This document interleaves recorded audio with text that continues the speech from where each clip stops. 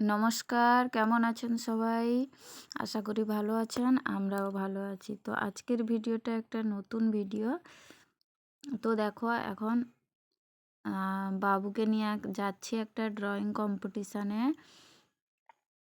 তো ড্রয়িং কম্পিটিশানটা কেমন হলো, কি হলো, কেমন রেজাল্ট করলো, তোমরা পুরো ভিডিওটা দেখলে জানতে পারবে।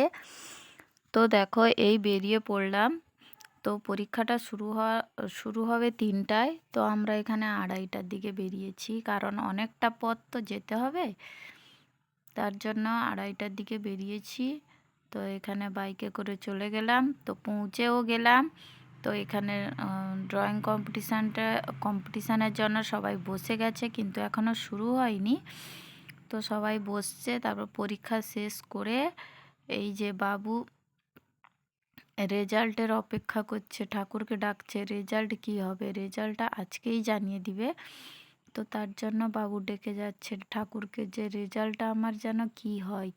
তো তোমরা দেখতে থাকো রেজাল্টটা বাবুর কি করেছে, তোমরা সেটা দেখতে থাকো।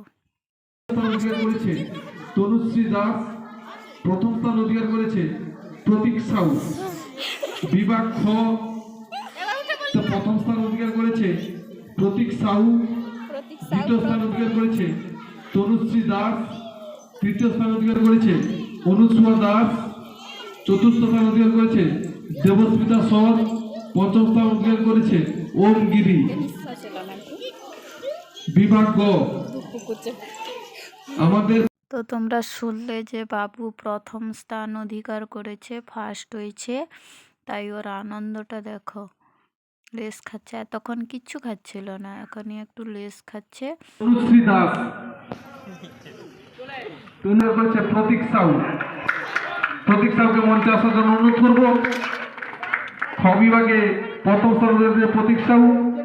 প্রতীক সাউ প্রথম স্থান অধিকার করেছে। এই খ বিভাগে বিষয় ছিল সুন্দর এই প্রকৃতির সুন্দরতার রূপ, সুন্দরতার ছটা দেখে আঁকো তার রূপ, যে কোনো প্রাকৃতিক চিত্র।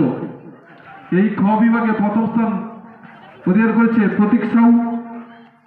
তার পুরস্কার ও শংসাপত্র তুলে দেওয়ার জন্য আমরা মাননীয় দেবব্রত চক্রবর্তী মহাশয়কে অনুরোধ করব।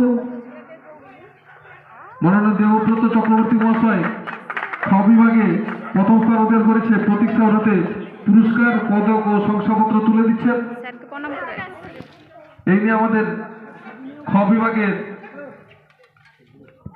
পুরস্কার